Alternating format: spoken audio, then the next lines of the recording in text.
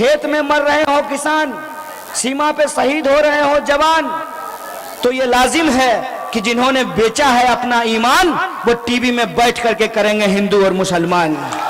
ये जो नए अंग्रेज हैं जो गोरों के साथ बैठ करके चाय पे चर्चा करते थे, आज अंग्रेजों की नीति अपनाकर, फूट डालो राज करो की नीति अपनाकर इस देश को बांटने की साजिश कर रहे हैं। बोलिए आप देश बंटने देंगे क्या?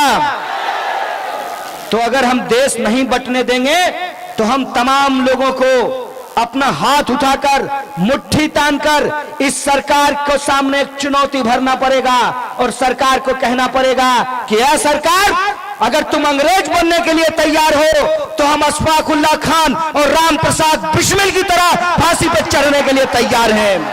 हकीकत यह है कि 45 साल में देश में सबसे ज्यादा बेरोजगारी है। 12,000 किसानों ने आत्महत्या की है। और ये कैसी सरकार है? ये कैसी सरकार है कि एक एक करके इस देश की सरकारी संपत्तियों को बेचा जा रहा है। और प्रधानमंत्री क्या कहते थे? प्रधानमंत्री कहते थे कि मैं देश नहीं बिकने दूंगा। कितना मजेदार चीज है, सुन लीजिए।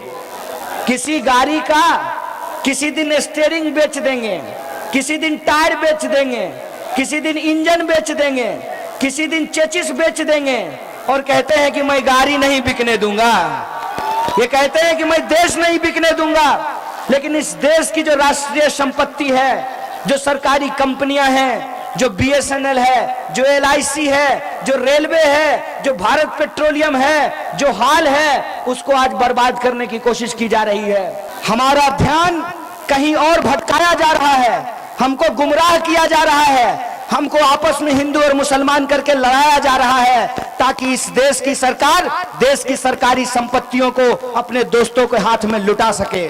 बताइए, ऐसा कौन बाप होता है कि अपना बच्चा मांगे जूता तो उसको दे थप्पड़, और पड़ोसी के बच्चा को जूता के बदला छत्ता खरीद करके ला दे? ऐसा कौन बाप होता है? ऐसी कौन सरकार होती है कि BSNL को बेच रही है और जियो को धन धनाधन करवा रही है? ऐसी कौन सी सरकार होती है? ये लड़ाई किसी को MP MLA, किसी को मंत्री प्रधानमंत्री या मुख्यमंत्री बनाने की लड़ाई नहीं है। ये लड़ाई इस बात की है कि हम लोग हिंदी फिल्म का एक गाना सुनते थे, तू हिंदू बनेगा ना मुसलमान बनेगा, इंसान की औलाद है इंसान बनेगा। हम इंसान की औलाद हैं तो हम इंसानियत के लिए लड़ेंगे, लेकिन जो बेईमान की औलाद है वो बेईमानी के लिए लड़ रहे हैं। इस बात को हमको अपने दिमाग में डालना पड़ेगा।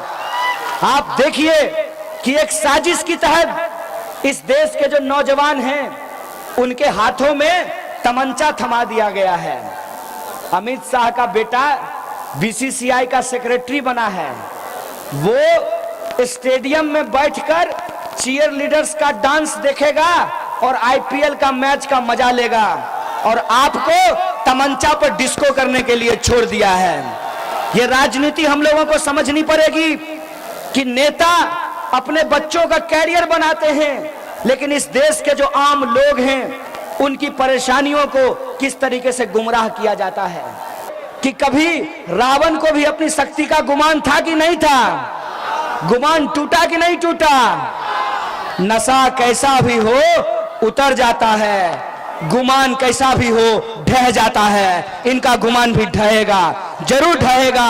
और हम इस देश की सरकार को बता देना चाहते हैं कि जनता जिस तरीके से उठ खड़ी हुई है, तमाम समुदाय के लोग, तमाम जाति के लोग, तमाम क्षेत्र और इलाके के लोग जिस तरीके से उठ खड़े हुए हैं, इस देश की सरकार को हम ये चैलेंज करना चाहते हैं कि अमित शाह, तुमको 1 इंच तो क्या ये देश छोड़ करके वहीं भागना पड़ेगा जहां तुम्हारा बेईमान दोस्त नीरव मोदी भाग करके गया है।